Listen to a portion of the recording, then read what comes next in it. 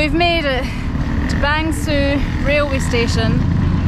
In about an hour and, well, no, 2 hours, just under 2 hours, we're going to be boarding our sleeper train to Chiang Mai. We got the Sky train and the metro subway to the station.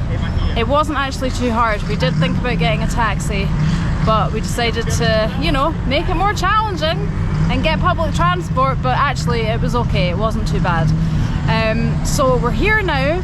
We've got a bit of time before our train, so we are going to head to a little restaurant just across the road from the station to get some food before we get on the train. So we've come across to Bella Casa restaurant, which is literally just opposite the train station, so it's super handy if you do want to have some food before getting on the train, because I've read that they do serve food, I think, on the train, but it's quite basic stuff. So we decided to just have a bit more of a heartier meal before the train, but we have got some snacks. We've got some mango sticky rice for breakfast, our favourite, and other bits and pieces, but hopefully this will keep us going for a while. So we're booked on to train number 13 to Chiang Mai this evening, and as I mentioned, it's a sleeper train, and we've gone for the first class option, which means that we have our own private cabin, which is very exciting. I've actually never done a sleeper train before.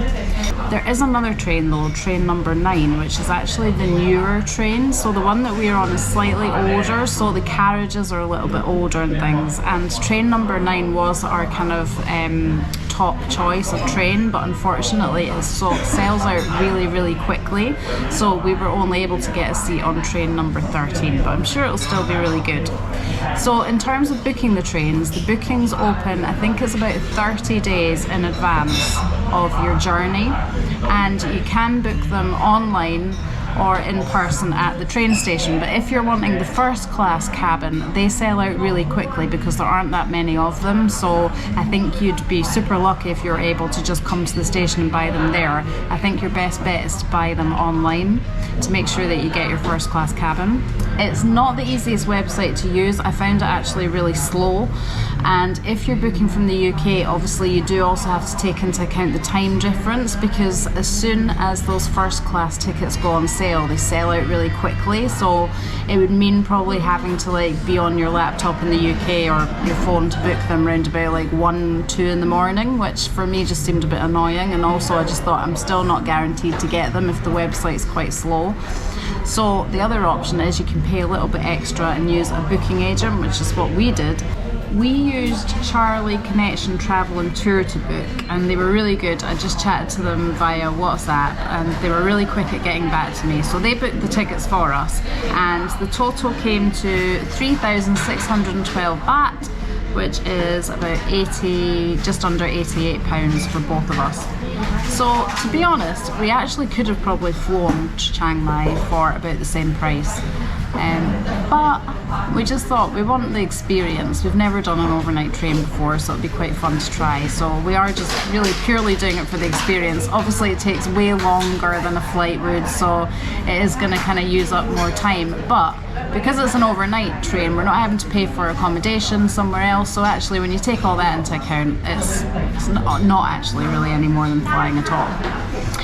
So the train leaves this evening at, I think it's 8:05, and we get into Chiang Mai at 8:40 in the morning. However, I have read that a lot of the times they're delayed, so don't expect to get in exactly at that time. So it'll be interesting to see what time we actually do get there. It's times like this that I'm so glad that Ewan convinced me to bring a really small suitcase. Oh my god.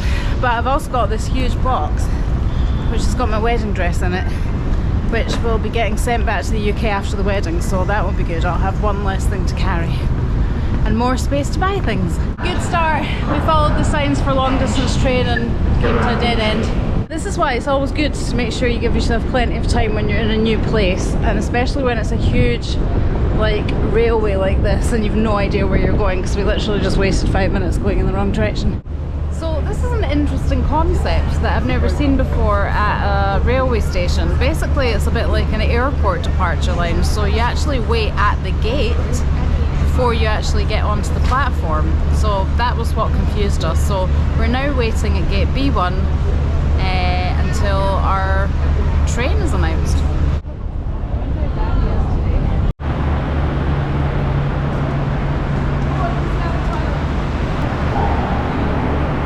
Okay, so first impressions, it's definitely not as salubrious as the pictures of train number 9, but I think it'll be fine. I've already bagsied the top bunk, so that's going to be mine. I'm going to try and put this up here. Oh, I don't know, is it going to go? Yay! Let's hope it doesn't fall on us in the middle of the night. That doesn't look, that doesn't look great, does it? Right. See, this is why we brought small cases for these moments. I recommend having like a small bag aside before you get on the train of things you're going to need while you're on the train, because you don't want to be like having to unpack a big suitcase while you're in this enclosed space. So definitely pack a smaller little bag if you can for what you're going to need for the journey. There's also a little compartment next to the top bunk and also the small bunk. When I say compartment, I just mean a little area where you can maybe put like your phone or anything you want next to you while you're in bed. So we've been given this bag, and inside I think are blankets. They're quite thin, and I did read beforehand that it can get quite chilly on this train because they keep the air conditioning on, so it might be a good idea to bring like a hoodie or something a little bit warmer with you to wear while you're in bed. Lights off. So it's either lights on or lights off, no dimmer. No subtlety. And do we have, oh, we've got a little call button there, which I don't know if that works, and I'm not going to try it. I do need the toilet, and Ewan has informed me that it's literally a hole in the floor, so I'm thinking it's maybe best to go now before it gets really disgusting and dirty, if it's not already. It's not actually as bad as I envisaged. I actually thought he proper meant like a hole in the floor and you could actually see the ground beneath you, but you can't. But it's quite wet, so I'm definitely going to keep my trainers on for this, and it's going to require quite a bit of good, what's the word, strength in the old thighs, because I'm going to be squatting for this. Okay, I'm squatting. I'm squatting and trying to pee whilst also going up and down. Oh my god, this is quite weird. I wouldn't be wanting to do a number 2 right now. Do you know what? This is a good time to do a face mask. Seems a bit random, but I want to kind of get my skin looking nice for the wedding, which is only in a couple of days' time. So yeah, that is what I'm going to do. I'm going to pop on a little face mask before bed. I've got this cloth, it's a microfiber one, and it's really good because it means that you don't have to use cleanser. You literally just wet the cloth and it takes off your makeup, which is really handy when you're travelling and you don't want to be bringing loads of tubs of like cleansers and things. Okay, it's tight. As you can see, starting to crack if I move my face. So I think it's time to take it off. This is probably going to take a while, but I have made it quite thin, so it shouldn't be too hard to get off. It's actually quite comfy. The pillow is really firm, which I like, and it's a good firm mattress, albeit thin.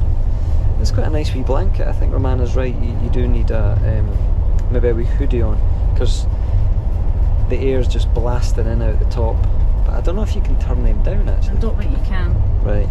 But yeah, I mean, unfortunately we're right next to the toilet, so oh yeah, I get a wee bit noisy. But I like it. It's cosy. Night night.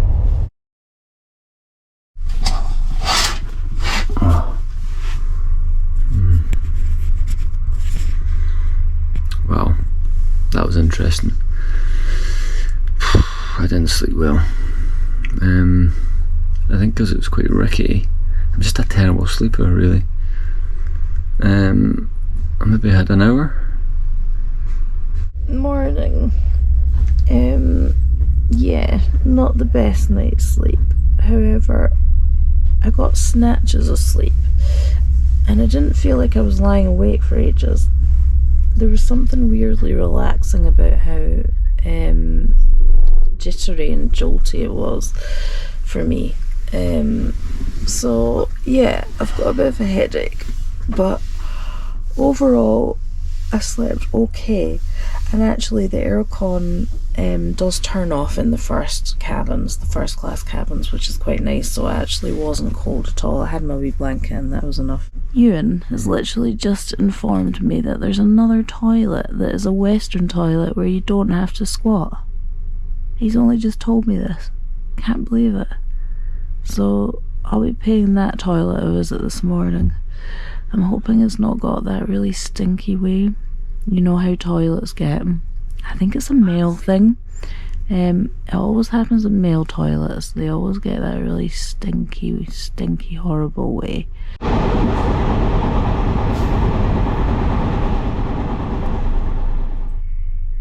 We've stopped at Kuntan. And look at all the dogs. So I found the Western toilet and it was literally right next door to the Thai one, or the squatty one. But since the sun's come up, they seem to have turned off all the electricity, so I actually had to use my phone when I used the toilet for a light because it was pitch dark inside. I'll show you.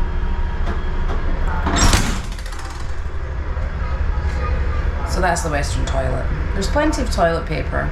I would suggest maybe bringing a little towel, like just a little mini one for drying your hands, because it's a bit annoying. Like, there is toilet paper but it takes ages to get out. So a little towel would be handy also for in your little cabin if you're washing your hands at the sink there.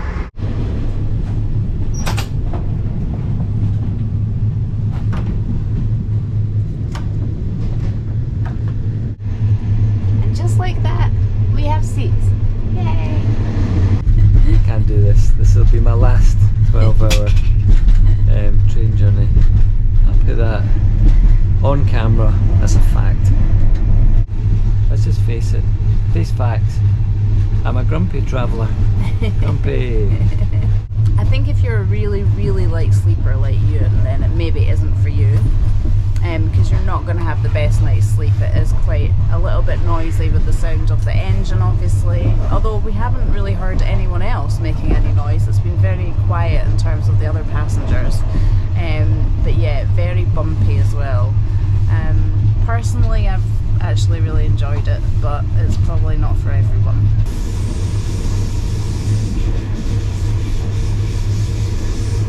And apparently there is a carriage on this train that does serve food, but apparently it's only open until 10 PM at night. I'm not sure if it reopens in the morning for breakfast, but I did read that the food isn't great, so we didn't really bother even going there because obviously we'd had our dinner. But yeah, I think there is the option of buying some food, but as I said before, you're probably best to bring your own. Also as well, alcohol is prohibited on all Thai trains. I have to say, these 12 hours have gone really quickly. For me, not so much for you. We're here! We hope you've found this video useful if you're thinking about travelling on the sleeper train from Bangkok to Chiang Mai.